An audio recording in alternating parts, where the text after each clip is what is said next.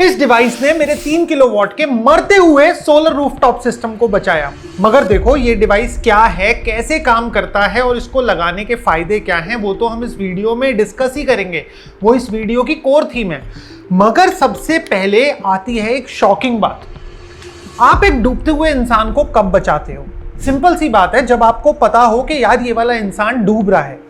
और 98% लोगों को पता ही नहीं है कि उनकी छत पे लगा हुआ सोलर रूफटॉप सिस्टम धीरे धीरे अपना दम तोड़ रहा है। क्योंकि सोलर की एफिशिएंसी को कम करने के लिए कोई एक फैक्टर रिस्पॉन्सिबल नहीं होता, बल्कि मल्टीपल फैक्टर्स रिस्पॉन्सिबल होते हैं। और ये एक बहाना बन जाता है ईपीसी का आपको गुमराह करने के लिए।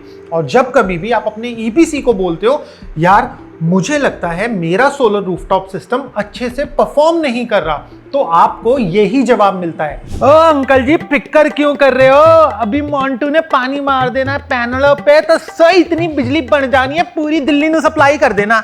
ओ मोंटू पाइप निकाल ओए। ओ अंकल जी धूप भी कितने आएगी, देखो बादल हो रहे पूरे में, बिजली नहीं बना रहा, धूप आन तो बना देगा बिजली। ओ अंकल जी वो जो दूर बिल्डिंग आएगी ना, ओदी शैडो पैनल विच पड़ रही हैगी, वो बिल्डिंग ਨੂੰ डेमोलिश करा दो, सिस्टम ने फटाफट काम कर देना है, जल्दी कराओ। 98% लोग ईपीसी के इस बहाने को सुन के यूजुअली सेटिस्फाई हो जाते हैं और वो अपने और कामों में लग जाते हैं। मगर 2% लोग ऐसे होते हैं जो इस चीज को पकड़ के रखते हैं और मॉनिटरिंग करते हैं। ऐसे ही एक शख्स हमारे से टकराए ल्यूमन सिटी में, जिन्होंने पहले किसी और से इंस्टॉलेशन कराई थी और उन्होंने पूरा ट्रैक रिकॉर्ड मेंटेन रखा और हमने उनके सिस्टम की खुद डायग्नोसिस किया। उनका एक बेसिक सा सिंपल सा 3 किलोवाट का सिस्टम था जिसमें कि स्ट्रिंग इन्वर्टर लगा हुआ था। एक 3 किलोवाट का सिस्टम यूजुअली एक वॉशिंग मशीन, एक एसी, एक फ्रिज, 4 पंखे और कुछ लाइटों के लिए सफिशिएंट रहता है और उनकी रिक्वायरमेंट इतनी ही थी। एक 3 किलोवाट का सिस्टम पर डे 12 से 15 यूनिट बनाता है। जब उन अंकल जी ने अपना नया सिस्टम लगाया था तो उन्होंने 6 महीने का प्रोडक्शन नोट किया था, जो कि उनका निकल के आया था 2400 यूनिट का, जो कि एवरेज होता है अराउंड 13 से 14 यूनिट पर डे, जिसमें कि वो खुश भी थे। मगर उसके बाद में जब वो अगले 2 महीने का एवरेज देखा उन्होंने, तो उनका एवरेज जनरेशन हो गया 10 यूनिट और 2 महीने में एक 3 किलोवाट के सिस्टम ने केवल 610 यूनिट्स जनरेट करी। और यहाँ पे उन्होंने अपने ईपीसी प्रोवाइडर को कॉल करा और उन्होंने कहा मेरा प्रोडक्शन खराब आ रहा है।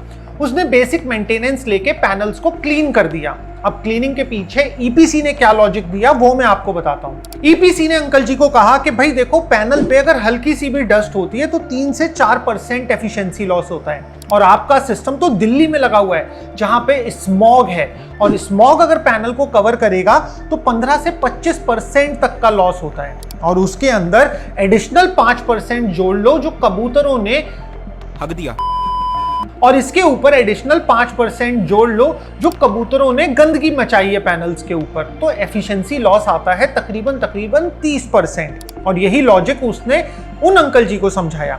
तो आपका जो पहले ओरिजिनल प्रोडक्शन था उसमें आप 30% डाउन कर दो तो आपके सिस्टम को अभी एवरेज 9 से 11 यूनिट बनानी चाहिए और आपको तो खुश होना चाहिए, आपका सिस्टम 10 यूनिट्स बना रहा है। अब इस केस में ईपीसी के हिसाब से 600 यूनिट बननी चाहिए थी और अंकल जी के सिस्टम ने भी 610 यूनिट बनाई।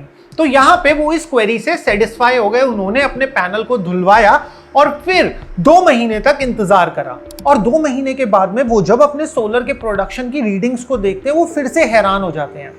अब इस बारी उनके सोलर प्रोडक्शन में 15% का इंक्रीमेंट आया था और अब उनका सिस्टम 11 से 13 यूनिट्स बनाने लगा था, जबकि पहले वो 13 से 15 बना रहा था। तो डाउन आया 30%। अब धोने के बाद, धुलाई के बाद प्रोडक्शन केवल 15% अप हुआ, मगर अभी भी सिस्टम 15% अंडर परफॉर्म कर रहा था।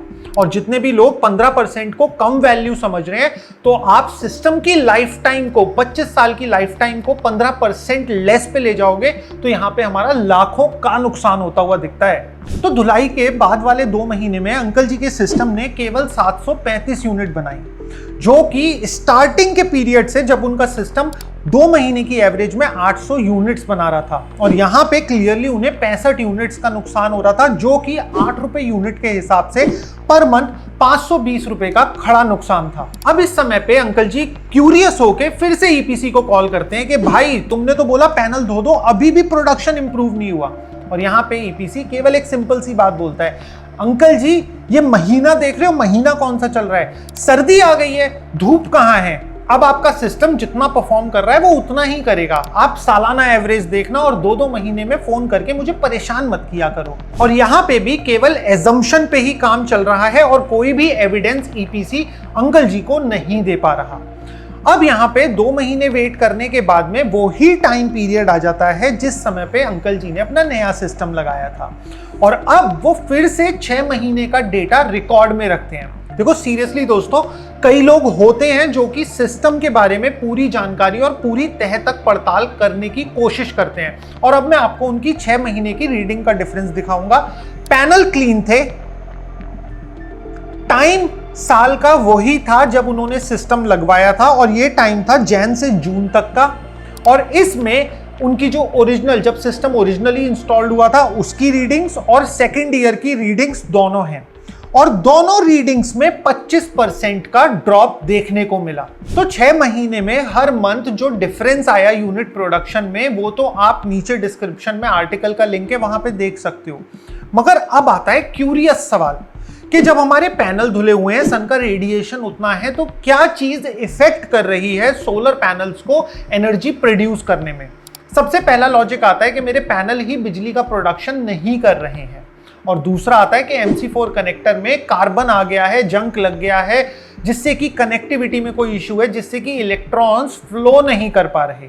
और तीसरा रीजन आता है कि मेरे पैनल्स पे ट्री की, किसी आसपास की बिल्डिंग की शेड आने लगी है, क्योंकि ये दोनों ही चीजें over the period of time, कोई बिल्डिंग बन सकती है, पेड़ ग्रो कर सकता है, तो इनका शैडो भी आना आम बात होती है।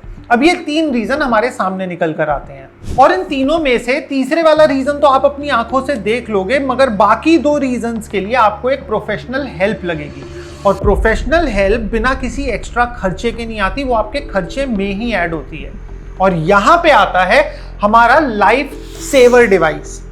दोस्तों देखो, होता क्या है कि एक सिस्टम में फॉल्ट डिस्कवर करने के चांसेस उतने ही ज्यादा बढ़ जाते हैं जितना ज्यादा सिस्टम ट्रांसपेरेंटली अपना एनर्जी प्रोडक्शन दिखाता है। जब आप एक स्ट्रिंग इन्वर्टर अपने घर में लगाते हो तो आपको पूरी स्ट्रिंग का आउटपुट पता लगता है कि मेरा पूरा सिस्टम कितनी बिजली बना रहा है।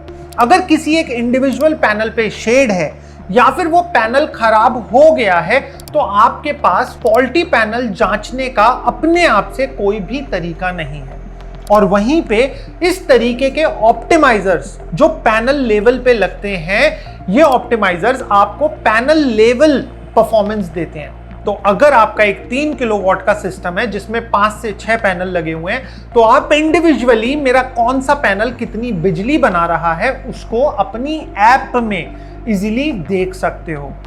अंकल जी के केस में इनका एक पैनल फॉल्टी था, जिसकी वजह से पूरी स्ट्रिंग के वोल्टेज डाउन आ गए थे, और वही एक पैनल चेक करने के लिए इंडिविजुअली हर एक पैनल को हमें मल्टीमीटर से चेक करना पड़ा, और उसके बाद में हमने आइडेंटिफाई करा।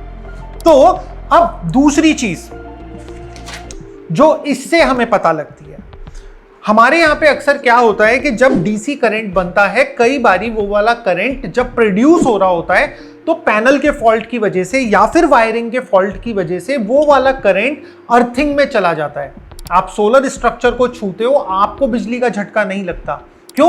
क्योंकि वो सारी इलेक्ट्रिसिटी अर्थ में चली जाती है, और वो इलेक्ट्रिसिटी वेस्ट हो जाती है क्योंकि वो आपके मीटर या फिर आपके घर तक राउट नहीं होती। अब ऑप्टिमाइजर के केस में क्या होता है, इसके अंदर एक फॉल्ट डिटेक्शन होता है, आइसोलेशन फॉल्ट।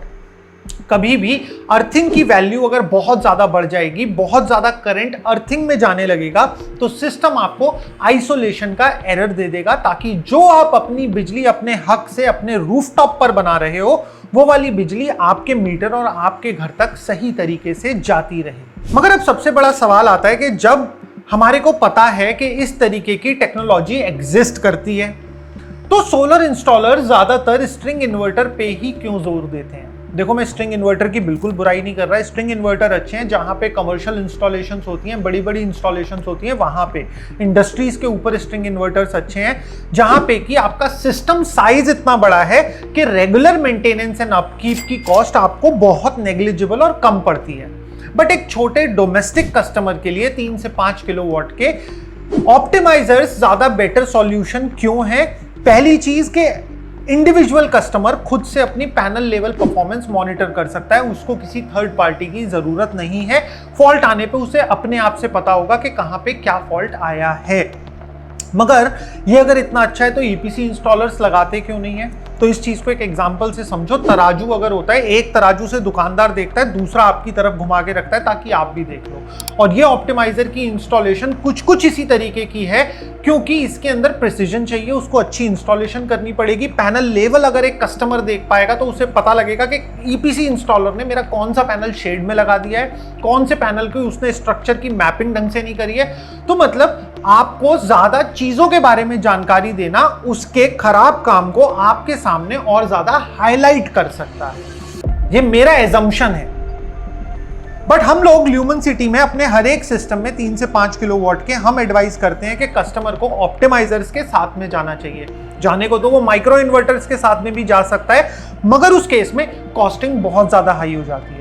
तो अगर आप लोग भी अपने रूफटॉप पर सोलर लगवाने वाले हो या फिर अपने एग्जिस्टिंग सोलर रूफटॉप सिस्टम को अपग्रेड करने वाले हो, तो मैं आपको बोलूंगा कि आप लोग भी ऑप्टिमाइजर्स अपने सोलर सिस्टम के साथ में इंस्टॉल करो, ताकि आपको ज्यादा बेटर एक्सेस मिल सके इंफॉर्मेशन का।